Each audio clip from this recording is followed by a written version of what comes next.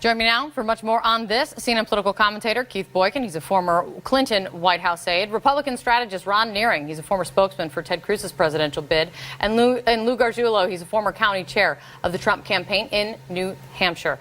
Thank you all for being here. I really appreciate it. Ron, first to you. We are, as Jeff Zeleny was laying out, we're going to hear from the president later today. He's expected to speak about Charlottesville again later today. Does it matter what he says now, in your view? Because no matter what, it comes after his evasive, vague response that he came up with initially. Yeah, I think it's very important what the president says on the matter today. And I really wish that Ken Frazier would have just taken a little bit more time and see what the president has to say on the matter following his meeting with the Attorney General and the FBI director today on this topic, and then make a decision on that. But you know, that die has been cast. What the president says on this matter is really important because we're going to have a debate and discussion on race issues in this country right now, and the president needs to be in a position where he's articulating in very, very clear terms why it is that it was important the first time too, right, Ron? Look, it's unquestionably important, and I think that the response to the president's initial statement is not what the White House had anticipated, for sure. And I think the president's going to take the opportunity now to inject some further clarity on his thoughts on the matter and to lead on the issue. I think that's essential for the president at this point in time. Keith, do you think Ron says for clarity, and it's essential that he can lead on this issue? What he says today, what impact will it have on you? At this point, nothing. I don't understand. I agree with what Ron said about the importance of moral clarity because we haven't had much from the president lately. But I don't agree that Ken Frazier should have waited. Why should he wait for the president of the United States to speak out clearly against white supremacists, murdering white supremacists? Donald Trump didn't wait more than 54 minutes to respond to Ken Frazier for criticizing him. He didn't even mention him by name. Ken Frazier didn't mention Trump by name. But Trump can't, even after 2 days, attack murdering white supremacists. This is a tragedy of what's going on in America. I fear for our country when the President of the United States has no moral authority, no moral willingness to speak out against the clearest violation of our social norms. That's reprehensible. Lou, what do you say? What's your reaction to what the president said? I think the president went far in identifying not only the white supremacists, but all of the hate groups that were in Charlottesville. And I think as a country, we should not only identify one. If one looks at the circumstances surrounding the event, there were other groups there as well, also looking to create anarchy and hate. The time has come in this country that we identify all of those. And if they're coming to protest, that's fine. But if they're coming to riot, as they did in Charlottesville, the police, the FBI, and all of the law enforcement agencies have to take a stand and try to address it. Who are you referring to, Lou? Who are you referring to, Lou? The people who ran over those innocent civilians, that was a white racist supremacist. The people who attacked DeAndre Harris, those were white racist supremacists. I don't understand this both-siderism and moral equivalence that you're trying to perpetrate here. Let's call it what it is. This is racism. And until you unequivocally, and the President of the United States unequivocally attacks that, we will never be able to solve this problem. Stop pussyfooting around the issue. Deal with the real problem. That was one individual.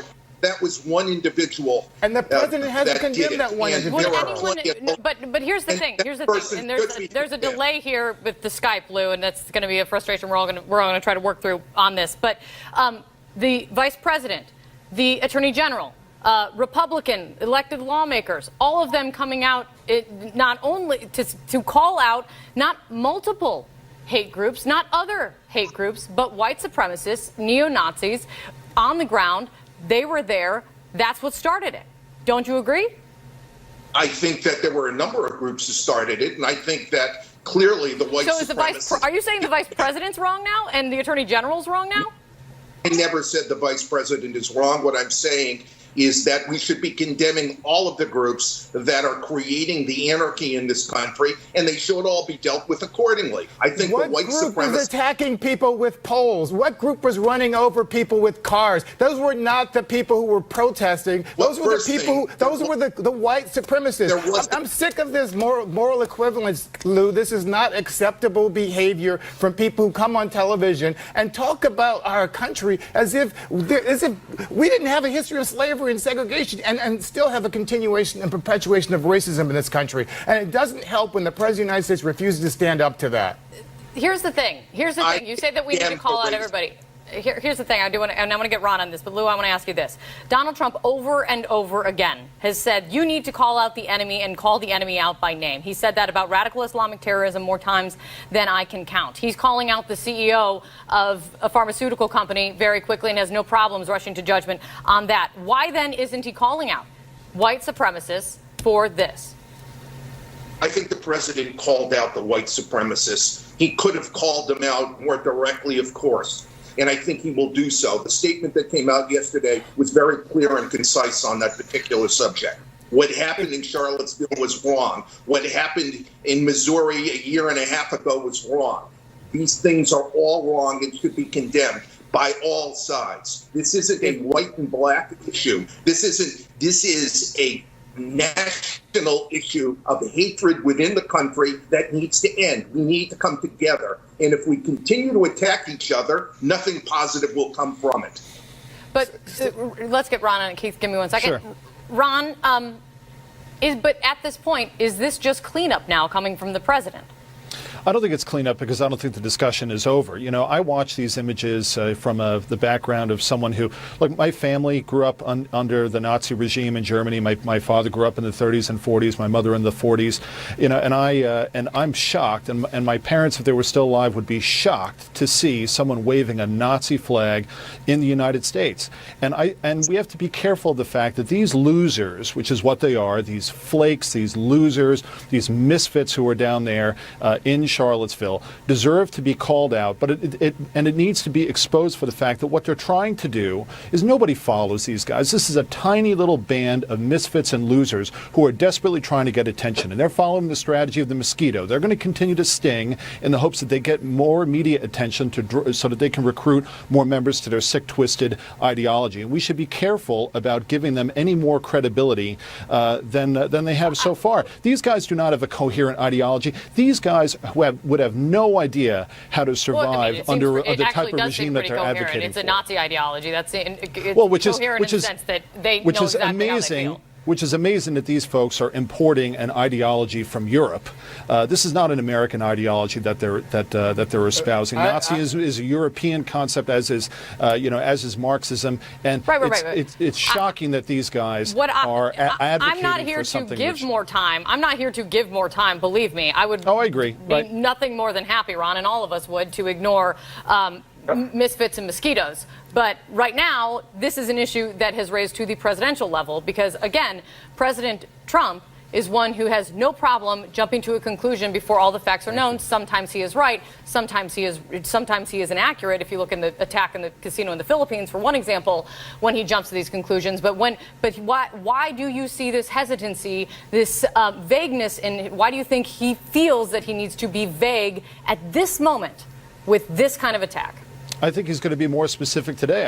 I think that's absolutely called for. I think that these white supremacists, these neo-Nazis, these KKK, misfits and losers down there in Charlottesville need to be called out specifically, but then it has to go further. We have to call out specifically why it is that what they're espousing is wrong, because it's been some time since we defeated the Nazis the last time in World War II, and we need to remind people why people of all backgrounds can succeed in America, of every religious background, of every racial background can succeed. That case needs to be made. So it needs to be more than just calling these people out, but we have to. Everybody has to make the case. But it starts there. I think it starts Ron, there. can I just say something? But it has to go beyond that, too. Ron, can I just say something? It's Monday. This attack happened on Saturday. They were marching with torches on Friday. It's taken 3 days, an entire weekend, for the President of the United States to respond to racist, murdering white supremacists. If Barack Obama had been President of the United States and waited 3 days to respond to a terrorist attack from radical Islamic extremists, as President Trump calls them, he would have excoriated Obama for doing that. And you know that. So the hypocrisy is stunning here. And unfortunately, the President of the United States does not understand he cannot just be president of his base. He keeps trying to cater to those base, racist and white supremacists and deplorables. But he has to be president of the entire United States of America. He has to reach out and ask for unity, which he attempted to do on Saturday in his ambiguous speech. And on Sunday, he released an ad attacking his enemies. And today, he's attacking the black CEO of a pharmaceutical company. This is not how you build unity in our country. This is how you build more divisiveness, and Donald Trump is directly responsible for that. Go ahead, Lou. How dare I what? How dare you call Trump supporters racist, sir? How Oh my dare God. you? This is The fact that you stand up here and defend Nazis shows that you are a racist, sir. Don't you dare tell me what I can't call out. Trump's people are supporting racism and white supremacism. That needs to be called out directly. How dare you call me out as African American for calling you out? Hang on. How dare you call Trump How supporters? dare you call me? Let's- First of all, not all Trump supporters are racist, but those who don't stand up and defend. Thank you, sir. I didn't say the O word, but those who don't stand up and call out the racism and white supremacy that's coming from Trump and Steve Bannon and Sebastian Gorka and Steve Miller in the White House, those people are racist and they need to be called out for it. I will not make apologies for that. How dare you even question me on that? You have a lot of nerve and the audacity to even come here on national television and make an accusation Hold like on, that. Lou, if no one can understand when you're both talking over, especially with the Skype connection, Lou, please go. Yeah, it's appalling that he would call Americans, Trump supporters, racist. There are racists Trump on both supporters sides. are racist. Are you going to let If me you don't know that, respond, then you sir? are exactly the Are problem, you sir. going to let me respond? The people who- Are you the gonna people- let me Guys, talk guys, over? who I'm allowed going to say, hang on, I'm going to say this. Keith made the clarification, not all Trump supporters are racist. Lou, go. With that in mind, go. This is a national issue. Both sides, the right and the left, also support unity. This isn't about racism. This is about small hate groups. Hang on, guys. Hang on. I'm going to cut all of you off for the Vice President of the United States. Let's listen in.